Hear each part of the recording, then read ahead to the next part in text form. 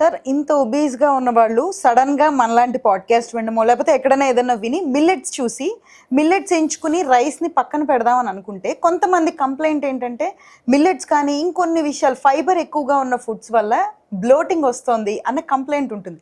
So అంటే millet సరిగా వండుకోకపోవడం వలన లేకపోతే ఎందుకు వస్తుంది ఈ విషయం? ఇప్పుడు నేను రాగి జావా మంచిది అని ఎందుకు చెప్పినానంటే నాకు బాగా అయింది. 30 ఏళ్ళ అసిడిటీ పోయింది. నేను ఇప్పుడు ఉపవాసం 2 days ఉంటా వితౌట్ ఫుడ్, ఓన్లీ వాటర్. ఈరోజు రేపు ఉపవాసం, రేపు ఏకాదశి అంటే ఈరోజు సాయంత్రం నిలిపేస్తా, రేపంతా ఏమిలే, ఎల్లుండంతా ఏమిలే, నెక్స్ట్ రోజు పొద్దున కూడా ఉన్నా 2 times. జనరల్గా అయితే ఈరోజు ఆపేసి రేపంతా ఏమి లేదు, ఎల్లుండి పొద్దున అంటే 36 hours నో ఫుడ్. మరి డాక్టర్లు ఏం చెప్పినారు, ఎవ్రీ 2 hours తింటానే ఉండాలని. మనం తినలేదే, ఏ బుక్లో లేదేది, బుక్లో రాయలేదే. సో నీ మ్యూకస్ మెమరీ రీబిల్డ్ అయింది రాగి జావతో. నాకు అట్లా 100కి 100 మంది తింటే 95 మందికి బాగా అవుతుంది. 5 మంది పట్టకపోవచ్చు, నాకు తెలియదు. అది కర్ణాటక స్టేట్ మొత్తము 5 కోట్ల 6 కోట్ల మంది ఉన్నారు కదా, వాళ్ళు ఎక్కువ మంది రాగులు తింటారు. రాగి ముద్ద, రాగి రొట్టె, రాగి చపాతి, రాగి వడలు, రాగి దోశ, రాగి ఇడ్లీ తింటారు, చాలామంది తింటారు. వాళ్ళు కూడా ఇప్పుడు రైస్ మీద తింటే రోగాలు వస్తాయి. హాస్పిటల్ పెరిగినాయి, మందుల షాపులు పెరిగినాయి, ఆరోగ్యం లేరు, ఎనర్జీగా లేరు, అంటే మీరు లైఫ్ స్టైల్ మారిపోయింది.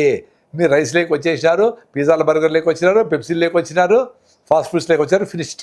20 ఏళ్ళ పిల్లోడు నిన్ను చేస్తాడు, షుగర్ ఉంది సార్ 250 ఉంది, ఏం చేయాలి? 20 ఏంటి ఎంత, ఎవరికి అంటే నాకే సార్ అన్నాడు.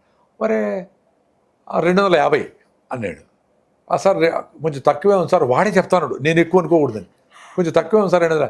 అరే 250 ఉంటే తక్కువ అని ఎవరు చెప్పినారా నీకు అన్నా. సార్ 300 ఉంటే ఎక్కువ అంట కదా సార్ అన్నాడు. అక్కడ చూడరా, నువ్వు చదువుకున్నావు, ఇంజనీరింగ్ చేస్తున్నావు, చేసినావు, ఆడ ఇచ్చింటాడు 120 ఉండాలా, 90 నుంచి 120 ఉండాలని ఉంటుంది. 250 ఉంటే తక్కువేం రా నాయన, ఏం చెప్తా ఉన్నావు నువ్వు? పిల్లి కళ్ళు మూసుకొని పాలు తాగినట్లు.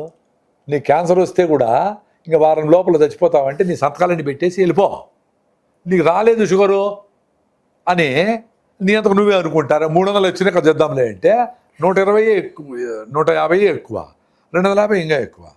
అట్లీస్ట్ నువ్వు లక్కీలీ మందులు స్టార్ట్ చేయకుండా లైఫ్ స్టైల్ ఏమైనా మార్చుకోవచ్చా అనే ఆలోచనతో నాకు ఫోన్ చేసినావు. నువ్వు చేస్తావో లేదో వేరే సంగతి, మిల్లెట్స్ తినాల్సిందే. నీ బ్లోటింగ్లే ఏమిలే. ఎవరో చాలా తక్కువ మందికి ఉత్త మిల్లెట్సే తింటే సన్నగా ఉండే వాళ్ళకి కొంచెం ఇష్యూస్ వచ్చాయి, షివరింగ్ అని. మళ్ళీ ఆపేస్తే బాగా మళ్ళీ ఒకసారికే కాదు, ఎందుకంటే మీ గట్ మైక్రోబియం, పొట్టలో ఉండే బ్యాక్టీరియా నీకు ఈజీగా ఉండే ఈ ఫాస్ట్ ఫుడ్కి అలవాటైంది. సో హై ఫైబర్ ఉండే జొన్న రొట్టెలో, రాగి ముద్ద, వీటిని డైజెస్ట్ చేయడానికి కొంచెం కష్టపడుతుంది, 1 వారం పట్టచ్చు. తక్కువ మందికి, అందరికి కాదు, ఇంకొంతమందికి నెల కూడా పట్టచ్చునేమో, తెలియదు నాకు. సో దానికి రెడీ అయ్యి బాడీ మొత్తము సిస్టమ్ రెడీ కావాలి. వండుకునే విధానంలో కూడా ఏమైనా తేడా ఉంటుందా సార్? వండుకునే అదే నానబెట్టి పెడితే బాగా తేమ పీల్చుకుంటుంది కాబట్టి మెత్తబడుతుంది, ఫైబర్ మెత్తగా అవుతుంది. దాంట్లో సాల్యుబుల్ ఫైబర్, ఇన్సాల్యుబుల్ ఫైబర్ ఉంటుంది. సాల్యుబుల్ ఫైబర్ బ్లడ్లో కలిసిపోయి మీకు చీపురుతో లోపల మీకు మొత్తం క్లీన్ చేసినట్టు, ఇల్లు క్లీన్ చేసినట్లు బ్లడ్ వెయిన్స్లో పోయి ఆ సాల్యుబుల్ ఫైబర్ అంటే పీచు పదార్థము మీకు హార్ట్ అటాక్లు రాకుండా క్లీన్ చేసి, ఫ్యాట్స్ ఉంటే అవన్నీ క్లీన్ చేసి మంచి క్లీన్ చేస్తుంది. ఇన్సాల్యుబుల్ ఫైబర్ అంటే కరగని పీచు పదార్థము మీ పొట్ట పేగుల్లో మీ టిష్యూస్ క్లీన్ చేసుకుంటా, వాటిని ఆంధ్రచోషకాలు అంటారు, తెలుగులో విల్లయ్య అంటారు. అంటే మనకు పేగుల లోపల నైస్ కనబడుతుంది కానీ నైస్గా ఉండదు, దానికి ఇట్లా ఇట్లా ఇట్లా ఇట్లా ఉంటుంది. అంటే మనము ఫుడ్ అంతా లిక్విడ్ లాగా చేసి మార్చి నమిలి గమిలి పంపించినాక అది మూవ్ అవుతా పేగులు పోయి అబ్జార్ప్షన్ అవుతా ఉంటుంది.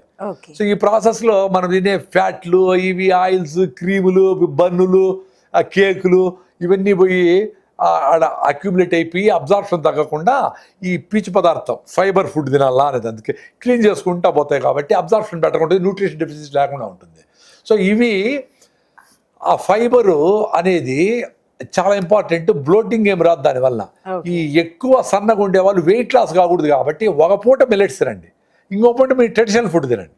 మీ దేశీ బియ్యం తిన్నా ఓకే 2 రోజులు, 2 రోజులు జొన్న రొట్టె తినండి, 2 రోజులు సజ్జ రొట్టెలు తినండి, 2-3 రకాలు మార్చి తినండి. మీకు అలవాటు ఏది అవన్నీ తిని చూసి మీ ఇంటిల్లి పాదికి మొత్తానికి ఏది బాగుంది అనిపిస్తే అది చేయండి. ఇప్పుడు నేను చెప్పినా, నేను రాగులు నా ఫేవరెట్ అండి, నేను 100 సార్లు రాగుల గురించే చెప్తా.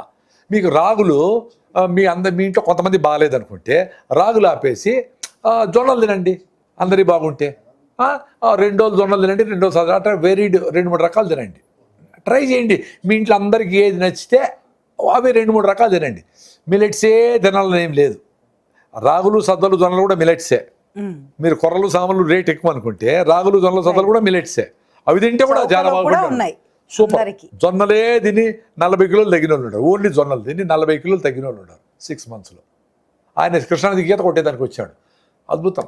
సో మీ రైస్ నిలిపేది చాలా అవసరము. ఆ రైస్ కూడా మీకు ఇష్టమైతే దేశీ బియ్యము, రెడ్ రైసు, బ్లాక్ రైసు, నవరా బియ్యము, రాజముడి బియ్యము అట్లాంటిది ఏదైనా మంచిగా ఇంత పెట్టుకొని ఇంత కూర వేసుకొని ఎంజాయ్ చేయండి. ఇంత రైస్ తొక్కేసి పొట్లు ఇంత పెంచేది కరెక్ట్ కాదు.